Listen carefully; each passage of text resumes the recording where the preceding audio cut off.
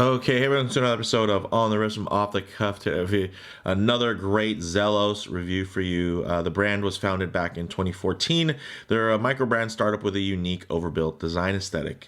In terms of the type of watch, this is of course a dive watch. Some key common characteristics in design, which you're looking for a diver, you're going to want water resistance, typically with some type of screw down crown. You're going to want something that's tough, legible, with a dive time bezel, and a diver's extension is always nice if on bracelet.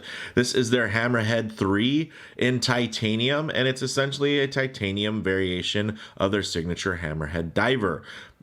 In particular, it's actually their slimmed down V3 model, which takes the 1,000 meters of water resistance down to 300 meters of water resistance. But with that, you actually get a thinner watch in general. And also some things to note is in terms of the size, right? This actually has a bezel width of just 39.8 millimeters. So across the bezel, it actually is much smaller, which means the dial is smaller. And then you put into consideration that the actual layout of the dial helps shrink the dial as well.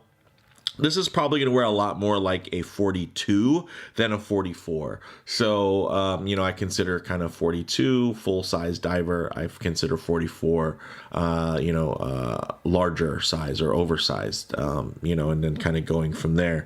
So this actually hits quite a nice sweet spot in terms of its wear profile.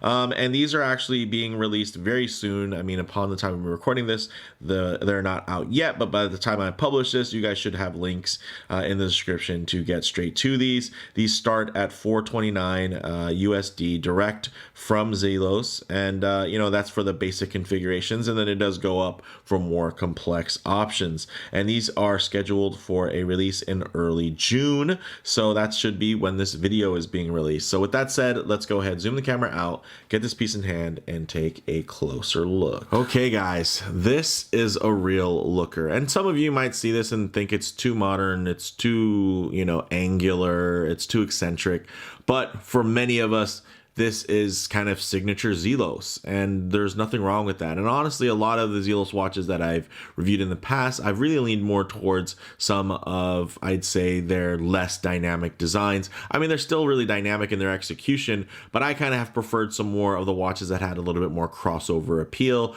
whereas this is definitely just kind of signature Zelos for the Zelos lovers out there. I don't know if this watch is going to bring someone to Zelos, but somebody who's already a fan of Zelos, this is something that will really speak to them. So again, in terms of some of these dimensions, 44 millimeters in diameter, 14.6 millimeters thick, and that is with the crystal. And you can see it does have a nice actual box dome sapphire, which is also double dome. So when you get to the harsh angle there, it is still quite legible. There's not going to be a lot of distortion or anything like that. As you can see, look at that hand stack, still very legible, and even you can see the height of those indices.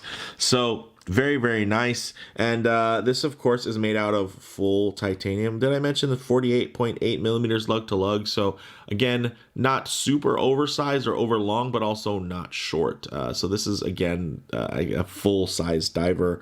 And then this is all titanium with this great surface hardening that Zelos is known for, which hardens it to about 1200 hardness Vickers, which is great. And then in terms of, again, the material, you're getting sapphire. You're also getting a 120 click unidirectional rotating bezel with a brushed ceramic insert. Ooh, very clicky, very tactile. Slow or fast. Very enjoyable. Lines up very well. I will say that because it is smaller and there's not a lot of overhang, you are going to kind of have to orientate your hand to where you are getting a good grip. But I will say that you can get a nice grip and it doesn't feel overly sharp here on the grips of the bezel.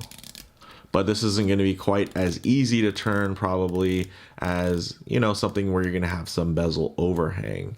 So that's definitely something to keep in mind. But also, yeah, they could have gave it more height. but I think a lot of you will be happy with the fact that they didn't give it more height, and that might be a slight compromise in terms of the design, form versus function there, that you do get a nicer, flatter profile while still having grip. You just have to be, again, more deliberate, I would say, with your grasp on here. So from there, we can see this great solid stamped case back, which is very handsome. Inside, very basic NH35 movement, so you're getting hacking, hand winding. That is also all good stuff. Then getting into this dial. Again, I'm filming this before all of the spec sheets and the website's up, so I will just go out on a limb and say they'll probably consider this a teal blue sunburst dial. It does have great applied indices. You're getting also the date at 6 o'clock. That is very nice. If I can get the light on there, and then you do have a black date disc, which in this case I prefer because you do have white text, so it's nice to see also, the white numeral there at 6 o'clock. And again, this is just probably a bit more of a result of the studio lighting. When I get it very close to the camera lens there, of course, the light isn't going to be able to shine through, so it's kind of dark there, and it does make it a little bit harder to see the date. But if you had it lower, you guys can see that it's still quite legible, and it's something that's not disruptive, which is great. You look for the date, you find it, cool. And if you're not looking for it, you don't really notice the window because it's still really nicely balanced. Now, in terms of the handsets, they look great there, polished. And then, of course, the second hand is painted, sweeping away beautifully. You're getting C3X1 and BGW9 Super Luminova, so you're going to get a nice mix match, which does add a nice dynamic pop in the darkness. 300 meters of water resistance, so this isn't thick for no reason. This does have a professional level of water resistance on there, and then you're getting a 22 millimeter lug width, which I would say is proportionate to the case. And of course, the titanium bracelet, you're getting a slight 2 millimeter taper down to 20 millimeters. I love this bracelet. It actually reminds me a lot of the Oris Aquis that I have, of course, without all of the polished embellishments there. This just looks really beautiful, and it's nice that all these angles, although everything is satin brushed, and it's a more of a matte finish, with all these angles, it does help there be a lot of play and dimension to what could otherwise feel very flat. So I do really, really like that, and it's really, really beautiful. Now, in terms of some of the details on this, this is actually an articulated angular 3-link. So when I say articulated, it means that, there you go, look, you can see that this isn't like 3 links bonded together to be basically a single Y. Each one of these links and the center link can actually pivot, all the way through there. So there's no fixed positions. So very nice in terms of wearability, and also in terms of just taking the piece on and off your wrist. You're going to get a lot more flexibility, of course, than as if these were fixed. So very, very nice. These are actually held together by screw pins. So another nice feature there, which a lot of people will want. And then, you're also getting this modern Omega style clasp here in terms of the way the micro just works. Fully milled there, nice to the touch, not sharp or anything like that. So I do think they did a great job with the engraving there. Twin trigger push button, and then a single push button here for this 6-position toolless micro adjust. So the last time that I had a Zelos on here, some people thought I was a little bit harsh on this extension mechanism, which, it's not my favorite, not even when Omega uses it. I actually do like the more Christopher Ward style clasp that Zelos has used in the past. And it looks like they even have newer variations out there, but of course, depending on the width is going to kind of depend on what they're going to use. But this definitely does the job. It's serviceable in terms of functionality, right? Whether you want to use it as some type of dive extension to fit over a wetsuit, right? Or you want to use it as, let's say, a somewhat level of micro adjust. My problem is that if you're going to use it for micro adjustment, is that, you could potentially have it set like this, and that is not, in terms of the way that looks, isn't as nice as it looks when it's closed. So typically what I'd like to see whenever there's an extension there is that the clasp itself has enough length to cover the entirety of that extension. So when it's sliding, it's basically all happening underneath the clasp. But I also understand that everybody has a large wrist, so not everybody wants a longer clasp. So there's always going to be trade-offs there, guys. But that's just my honest opinion. I think visually that's just not the best look. But I don't think, of course, it hurts the functionality or should be a deal breaker for anybody, because hey, look, I was able to get it to fit on me perfectly, essentially with it totally in, and then let's say it gets hot, my wrist swells, then I'll pop it out one and it doesn't look bad, right? You can barely tell that that's even there, so negligible. It's just when you start getting deeper into this and let's say you have it all the way extended, right? That's when I think it just visually is not quite as well put together. Again, visually it doesn't flow as well as it does like this. So with that said, let's actually get this piece on the wrist and see how it wears. Okay, wow, this thing, it looks good. It wears really well, great proportions, guys. Of course, if I get my wrist a little bit too close to the camera, you're gonna get a lot of lens distortion, and it's gonna make the watch appear much larger visually than it actually is. So what I like to do is I'll keep my arm nice and low here, and we'll just tighten up the frame so you guys can get a detailed look at this watch while still getting a pretty true aspect ratio of how it's going to look on the wrist. And you can see this thing's gorgeous. And I will say that, of course, if this was a steel watch, it would feel vastly heavier. But the fact that it is titanium, it's much lighter, but I will say that it's not light to a point to where it's throwing you off, just because it already is quite substantial and chunky within its construction. It doesn't feel overly light, and it's not like you're going to have problems reconciling this material with quality in this standpoint, because while you have it on, it does feel substantial. It just doesn't feel hyper hefty. It does have a level of heft due to the fact that, of course, it does have a mechanical movement, as well as it being, a good couple of chunks of titanium, and it is a good look. And of course, with that hardened coating there, it does help in terms of wearability, so that if this thing does pick up a couple bruises along the way, it's gonna just take them a lot better and hopefully you won't even notice them in most cases. So this just wears really beautifully, and you can see lays nice and flat, and everything, again, it is quite proportional, which is really nice, and I think really works for this particular timepiece in terms of the angles, in terms of there being some nice light play, even though it is fully satinized there.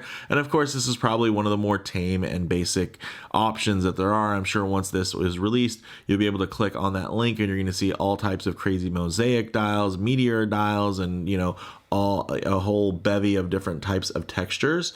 So I would say one of the shiny points about this watch is that even in a very basic format, it still stands out quite a bit, and it still is really, really quite dynamic. So with that said, let's go ahead, get it off the wrist, set up for some loom shots, low light transition, and closing thoughts. Okay, let's go ahead and hit the lights here.